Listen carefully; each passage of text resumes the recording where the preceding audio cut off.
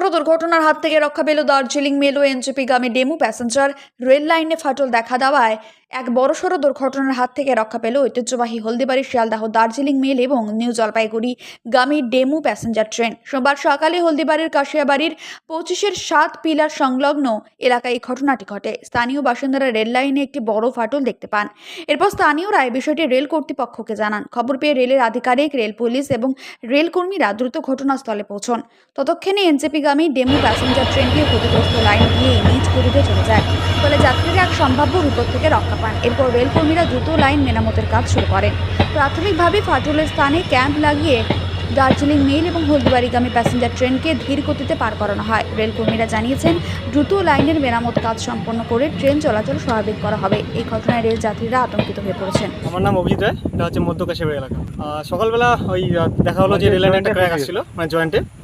তো সেই জয়েন্টটা যখন দেখলাম, দেখার পরে মামা বললো আবার, তারপর সঙ্গে সঙ্গে আমি এই গুগল ক্রমে সার্চ করলাম যে এরকম কোম্পানি কোথায় জানানো যাবে। দেখলাম 139 নাম্বার পেলাম, তো ওখানে কল করলাম। তারপরে তো মোটামুটি স্টাফ চলে আসলো, ওরা মানে কোখান থেকে কল করা হয়েছিল। ট্রেন গেছিলো সকালে, যে ডেমু প্যাসেঞ্জার যে ট্রেনটা আছে সেটা চলে গেছে। আর তো তারপর তো অ্যাকচুয়ালি ঘটনা মনে হয় ঘটেছিল রাতের দিকেই, তো সকালবেলা তো কেউ দেখেনি। রাতেরবেলা আওয়াজ পাওয়া হয়েছিল, তো অতটা গুরুত্ব দেওয়া হয়নি যে সেটা কি রেল লাইন ফাটা বা অন্য কিছু। তো এখন তো মোটামুটি স্টাফ এসে ওরা ওই কি প্লেট লাগালো, তারপরে দার্জিলিং মেল পাস করতে দিল।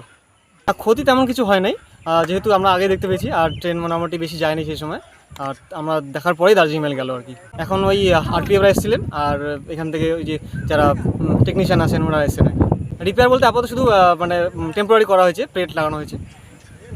আপনি কি বাইক বা স্কুটার কেনার কথা ভাবছেন? তাহলে এখনই চলে আসুন দিনহাটা ইয়ামাহা অটো সেন্টারে এবং নিজ হাতে পছন্দ করে নিয়ে যান আপনার স্বপ্নের বাইক বা স্কুটার। আমাদের এখানে রয়েছে বিভিন্ন মডেলের বাইক ও স্কুটারের বিশাল সমাহার। রয়েছে স্বল্প ডাউন পেমেন্ট, ন্যূনতম ডকুমেন্টস ও সহজ ইএমআই এর সুবিধা। এছাড়াও রয়েছে যে কোনো কোম্পানির পুরনো গাড়ি এক্সচেঞ্জের সুবিধা। তাই আর দেরি না করে এখনই যোগাযোগ করুন দিনহাটা ইয়ামাহা অটো সেন্টারে। আমাদের ঠিকানা সাহেবগঞ্জ রোড, বয়েজ বিক্রিয়েশন ক্লাবের সামনে।